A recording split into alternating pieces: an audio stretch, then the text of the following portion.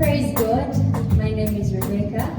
We are so excited that you are here. You have decided to join us again. Thank you so much for choosing Rock Ministries Church.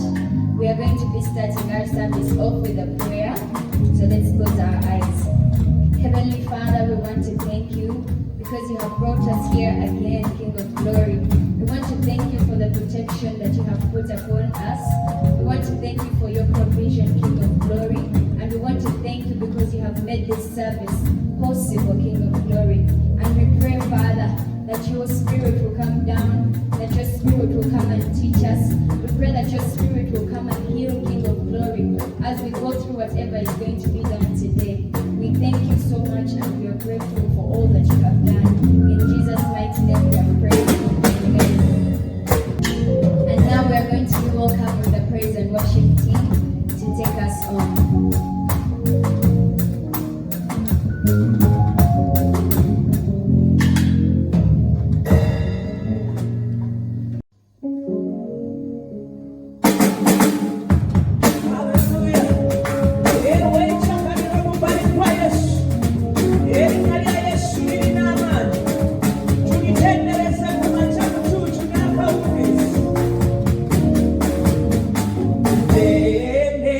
Today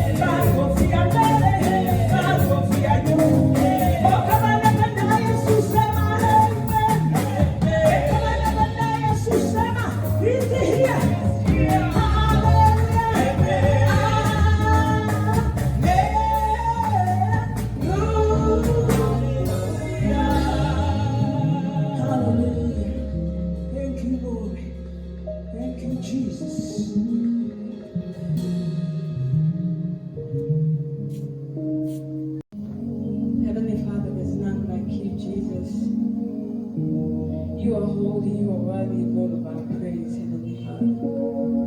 Chini alinga kwa chini yako ikana Yesu. Moyo teni yakufana, moyo mtukufu anyalinga kwe, moyo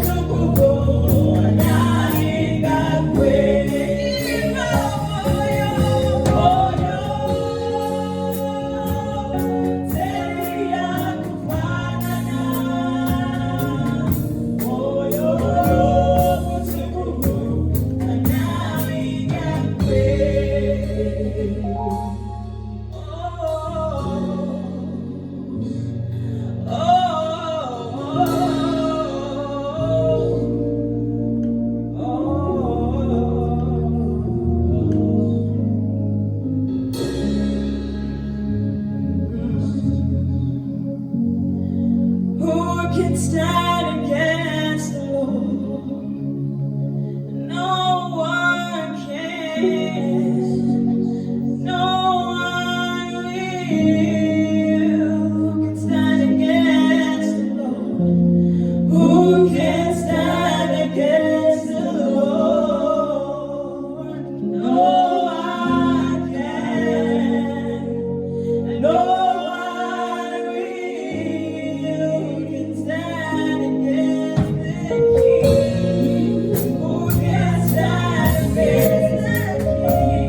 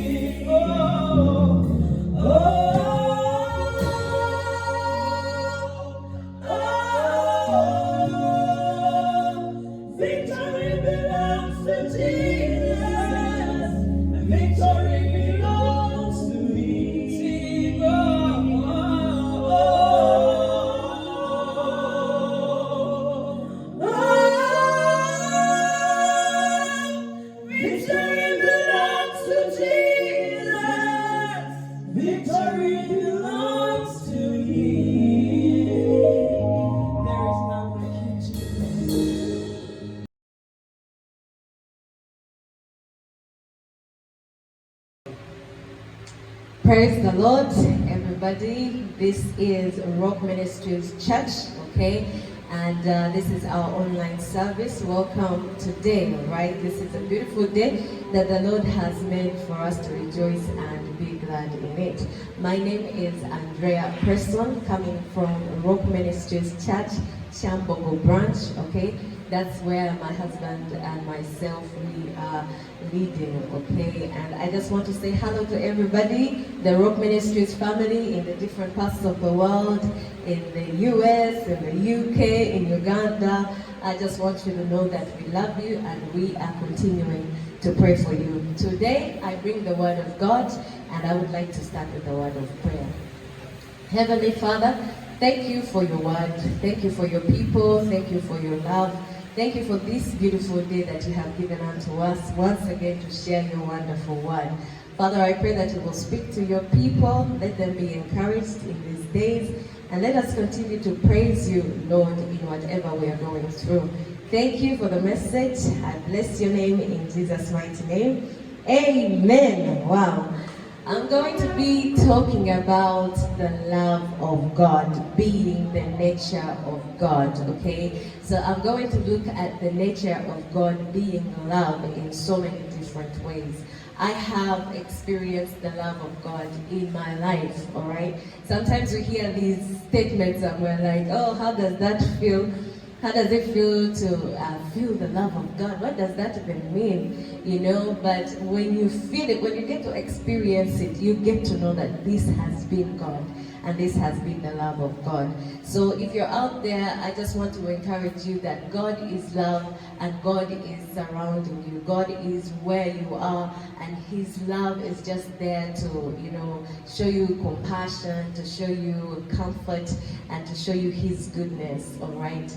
So I'm going to be reading from the book of Nehemiah, chapter 9, verse 9. And in this scripture, what took my attention was the fact that people had broken God's laws, and they had, you know, decided to be rebellious. But what happened is God did not impute their sins on them. Yes, they suffered the consequences, but then later on, the mercy of God just kept having them back.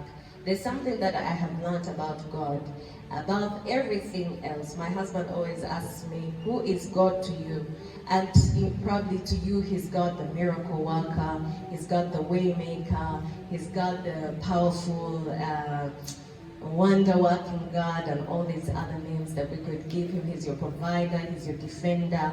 He could be so many things to us, but one thing as a person that I always declare from my heart, and I mean this, is God has been a father.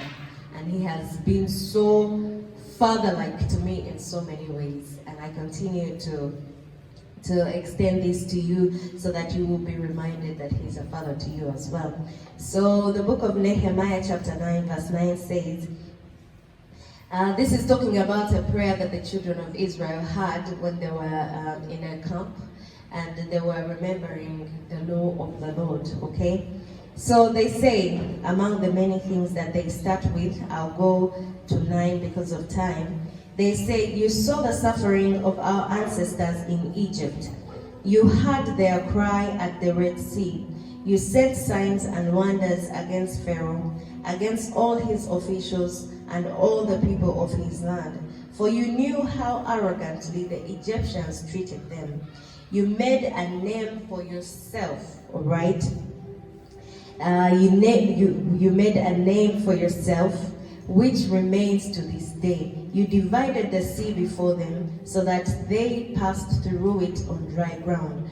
But you hurled their pursuers into the depths, like a stone into mighty waters. By day you led them with a pillar of cloud, and by night with a pillar of fire, to give them light on the way they were to take. You came down on Mount Sinai, you spoke to them from heaven, you gave them regulations and laws that are just and right, and decrees and commands that are good. You made known to them your holy Sabbath, and gave them commands, decrees and laws through your servant Moses. In their hunger you gave them bread from heaven, and in their thirst you brought them water from the rock. You told them to go in and take possession of the land you had sworn with uplifted hand to give them. But they, this is what broke my heart, but they, our ancestors, became arrogant and stiff-necked, and they did not obey your commands.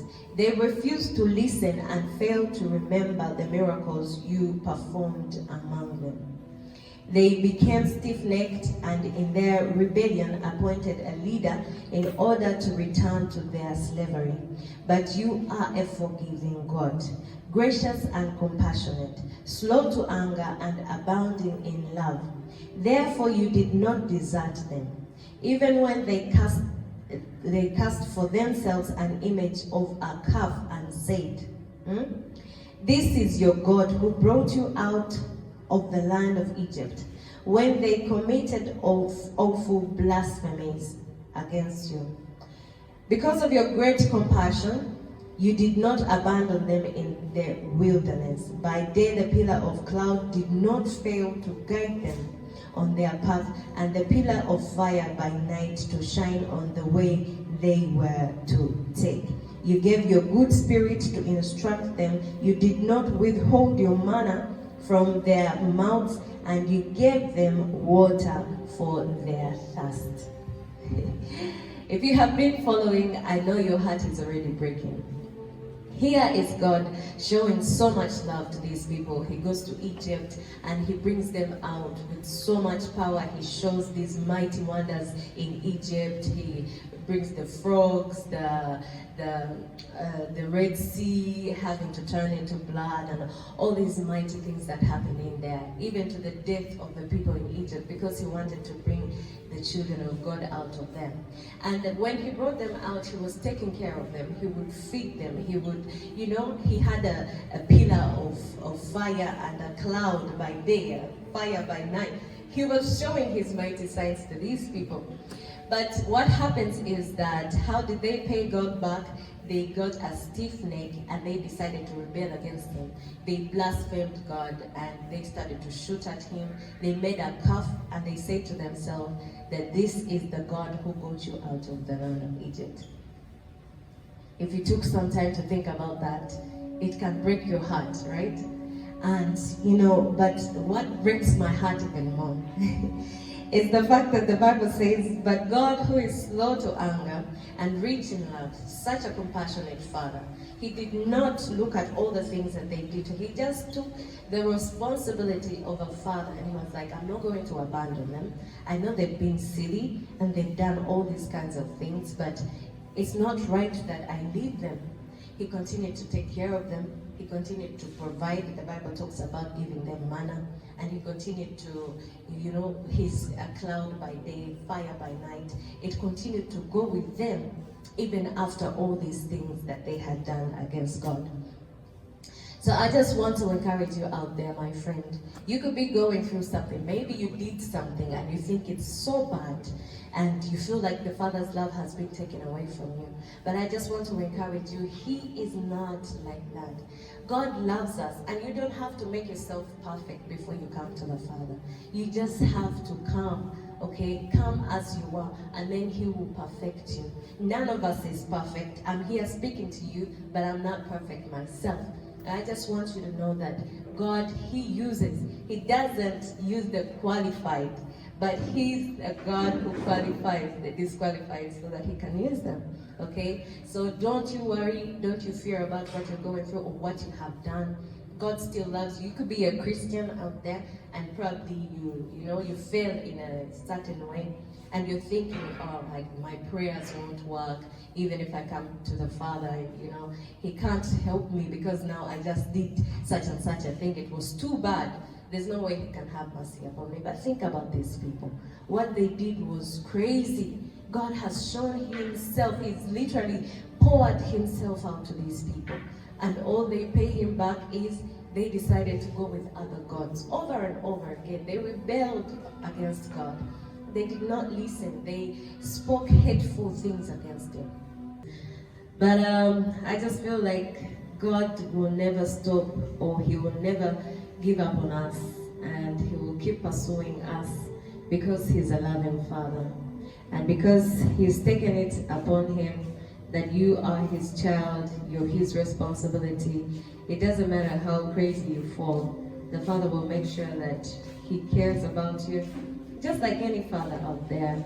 Just imagine if your baby fell in a ditch and probably they didn't listen to you yesterday. Would you leave them in the ditch because they didn't listen to mommy or daddy? You told them not to touch something and they touched it, and now here is a car and it's coming to knock them. So you're just like, yeah, let it happen because they didn't listen to me. You wouldn't do that as a parent. But Father tells us that if you, evil men, know how to do good things to your people or to your children, how much more shall the Heavenly Father do these wonderful things unto us as His children. I just want to remind you that you're loved, and God will do anything for you, even if it means having to lose His dignity to the extent of becoming a man so that He can come for you and that He can give you the gift of salvation. He would do that. And He did it so many years ago. That's the good news. And I just want to encourage you, if you haven't given your life to Christ, that you will think about this.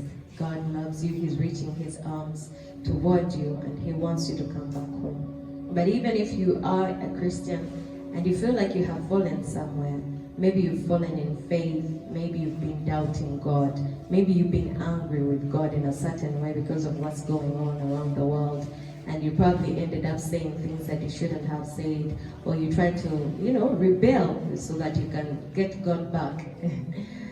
I just want you to know that, funny enough, He would be still opening His arms for you so that He can show you His love if you come back home. Wow. Just to remind us where I was reading from the book of Nehemiah chapter 9 verse 9. But so many stories in the Bible show us that the Father always is pursuing us, and He wants what's the best for us because He knows what is the best for all of us. Now, just before I go off, when I was praying last night or 2 nights ago, I felt like God was giving me a message to someone out there who has been praying for something for a long time and it has not been unleashing. I just want to encourage you that it is over. It is over. I've had this so many times where I watch someone preaching on the TV and they say something like, hey, you're victorious, you're more than a conqueror. I'm like, yeah, that's probably for someone in the US, not for me. But, the Bible says that to them that believe, all things are possible. So it's just a matter of believing this message. It's over. If you have been praying for something and it has not been showing up, or, you have been, let's say, disappointed in so many ways, over and over and over again for such a long time, I just want to encourage you that it is over. All you have to do is believe, okay? Believe that He who has said it is faithful, okay? Continue to praise God. Don't have that pain on your heart anymore. Just live as if it has actually manifested, and then God will continue to show His power toward your life, okay? So I'm going to pray, and I'll start by praying a prayer for those who want to give their lives to Christ. You can just repeat after me. Dear Lord Jesus, thank you for dying for me on the cross. Thank you for the gift of salvation. I am sorry for the things that I have done. May you wash me with the blood of Jesus and give me your life. Today I accept you as my Lord and Savior. Come and take over my life and do something with it. In Jesus' name I pray. Amen. Yeah, do something with it. That's what Gloria Copeland usually says, okay? And to all of us who have been listening, Father, may you bless them, give them a wonderful day. May you cause them to enjoy the rest of the day. May you cause them to experience the love of God, the unfailing love of God today. Even in everything that they're going through, let the love of God be tangible to your people. The love of God that will still care about people who have turned against you in your face, my Father. May they continue to experience your goodness, your love, your faithfulness in the land of the living. We worship you, we bless you. I love you all, and thank you for watching us today. God bless you. Have a beautiful Sunday.